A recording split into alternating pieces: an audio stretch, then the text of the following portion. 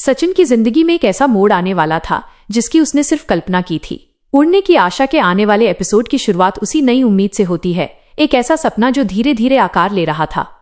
सचिन और सायली दोनों ही अपने भविष्य को बेहतर बनाने की जिद में लगे थे।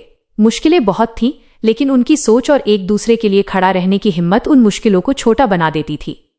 सचिन बरसों से छोटे मोटे काम करके घर चला रहा था, पर दिल के किसी कोने में वो एक ऐसे काम की चाह रखता था जिसमें उसकी खुद की पहचान हो।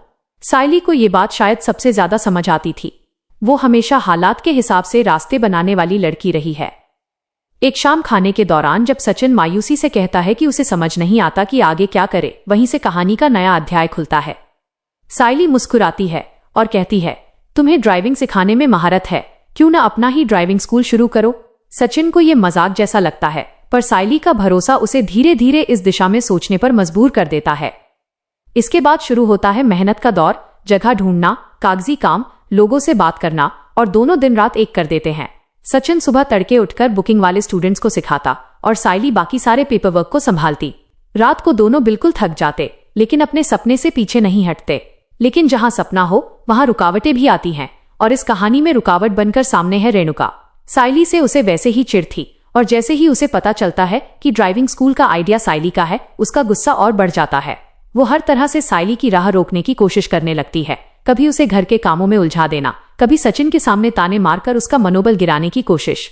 लेकिन सायली आसानी से टूटने वालों में से नहीं है। वो जानती है कि ये सपना सिर्फ सचिन का नहीं, दोनों का है।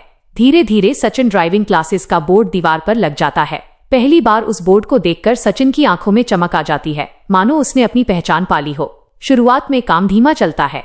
कई दिन ऐसे भी होते हैं जब कोई भी स्टूडेंट नहीं आता, लेकिन सायली रोज उसे हिम्मत देती है। और फिर एक दिन हालात अचानक बदल जाते हैं। एक लड़का जो सचिन से सीखकर टेस्ट पास करता है, सोशल मीडिया पर उसकी तारीफ कर देता है। उसके ये दो शब्द, सबसे भरोसेमंद इंस्ट्रक्टर, मानो किस्मत का दरवाजा खोल देते हैं। धीरे धीरे फोन आने लगते हैं, बुकिंग बढ़ती है और सचिन को 2 और गाड़ियां रखनी पड़ती हैं। रेणुका ये सब देखकर हक्की बक्की रह जाती है। उसे यकीन नहीं होता कि जिस लड़की को वो कमतर समझती थी, उसी की सोच ने सचिन की जिंदगी बदल दी। एक रात खाने की मेज पर सचिन गर्व से कहता है, सायली ना होती तो मैं यहाँ तक कभी नहीं पहुंच पाता। ये सुनकर सायली की आंखें नम हो जाती हैं और रेणुका के चेहरे का रंग उतर जाता है।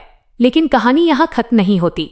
सचिन और सायली की जिंदगी में एक और रहस्य है, विकास का अचानक गायब होना। दोनों उसकी तलाश में इधर उधर भटक रहे हैं और पुलिस भी अब उन पर नजर रखने लगी है। एक सुबह पुलिस उन्हें रोककर कार की तलाशी लेती है, चेतावनी देती है कि वो केस में ज्यादा दखल न दें। इस बीच रोशनी अपने डर में उलझी हुई है। उसे लगता है कि कहीं उसके किसी कदम से मामले की दिशा न बदल गई हो। रात में वह खुद को शांत करने के लिए पार्लर पहुंचती है, लेकिन तभी सचिन और सायली भी वहां अचानक आ जाते हैं और उससे विकास के घर जाने की वजह पूछते हैं। रोशनी घबराकर अपनी सच्चाई बता देती है, वो सिर्फ शीतल का पार्लर ट्रीटमेंट देने गई थी। तभी शीतल भी पार्लर आती है। सचिन और सायली उसके फोन की जांच करते हैं, लेकिन कुछ नहीं मिलता। लेकिन जब वे उसकी कार देखते हैं, कहानी का सबसे बड़ा मोड़ सामने आता है, एक छुपा हुआ मोबाइल फोन। ये फोन विकास का था और उसके अंदर मैसेज साफ दिखाते थे कि शीतल और विकास के बीच कुछ बड़ा छुपा है।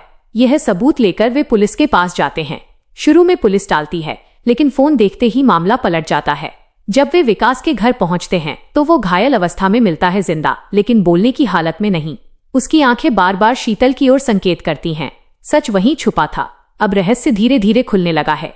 सचिन और सायली जानते हैं कि यह लड़ाई अभी खत्म नहीं हुई। आज के एपिसोड में बस इतना ही। आगे का कहानी देखने के लिए चैनल सब्सक्राइब करना न भूले।